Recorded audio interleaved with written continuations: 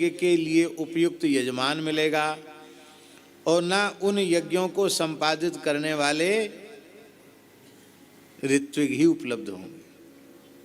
कठिनाई है।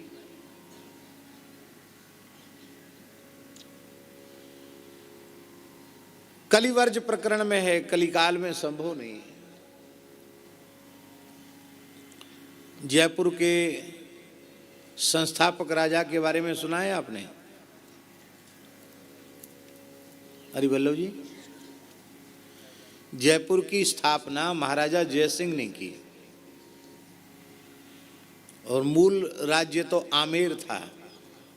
आमेर के ही वे राजा थे। बाद में उन्होंने जयपुर की स्थापना की। बड़े धर्मात्मा थे जयसिंह। अपने समय का भारतवर्ष का सबसे व्यवस्थित और सबसे सुंदर नगर था जयपुर।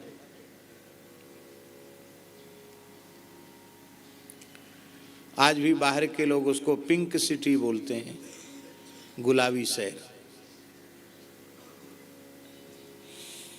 तो राजा जयसिंह के मन में विचार हुआ कि हम अश्वमेध करें।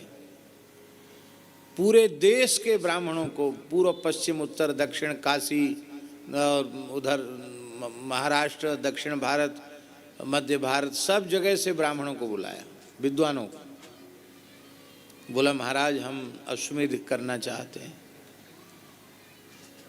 आज के होते हमारे जैसे तो कह देते भैया मोटा जजमान चेत रहा है, कुछ नहीं, ये थोड़ी जानता क्या होता अश्वमेध।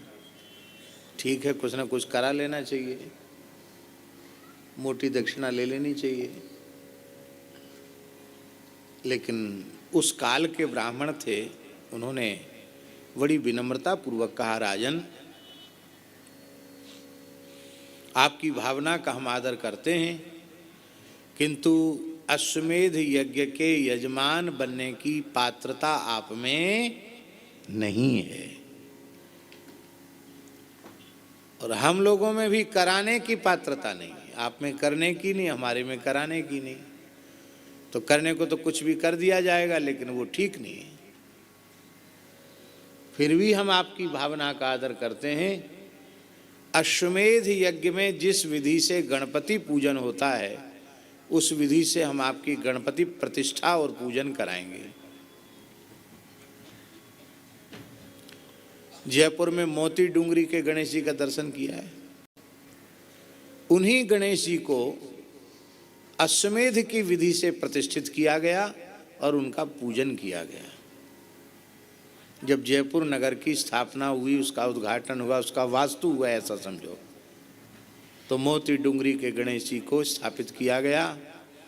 और उस जमाने में उन गणेश जी की स्थापना में राजा के खजाने से 1.25 लाख स्वर्ण मुद्राएं खर्च हुई थी। कितनी? 1.25 लाख। और जमाना कितना सस्ता था।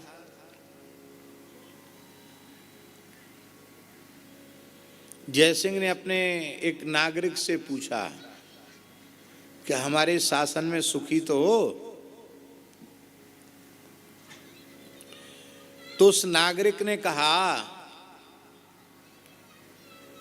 कि बहुत सुखी हैं हम आपके शासन में, पर एक बात का दुख है।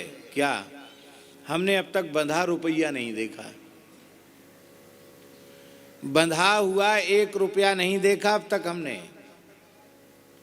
यही कष्ट है, वो कोई कष्ट ना है। तो राजा ने पूछा कि तुम कुछ कमाते धमाते नहीं हो क्या? महाराज क्या बता, में जमाना इतना सस्ता है कि वह बोला व्यक्ति गदहा बेचा, गदहिया बेची, सिर पर धरी गठरिया, जयसिंह तेरे राज्य में तऊ न बंधो रुपया। मेरे गधे पर जितना सामान था बेच दिया मैंने, गधी की पीठ पर जितना सामान था वो भी बेच दिया, सिर पर पोटली रख रखी थी वो भी बेच दी।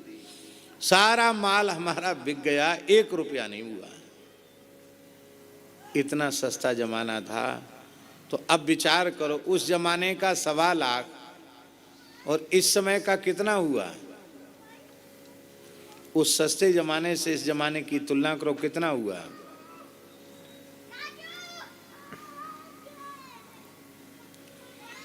अब हमें तो जानकारी नहीं है, आप लोग अनुमान लगा सकते हैं, शायद अरबों खरबों हो जाए।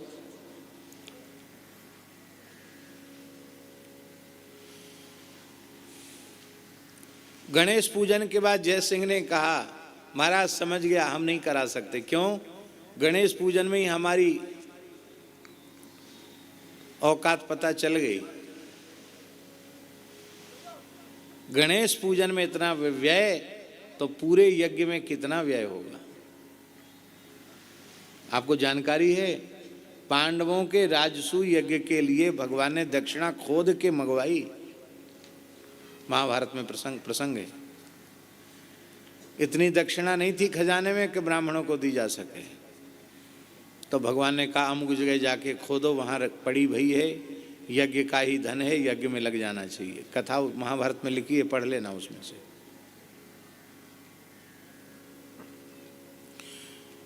अश्वमेध इतना कठिन है, और अश्वमेधादि जितने यज्ञ हैं उनको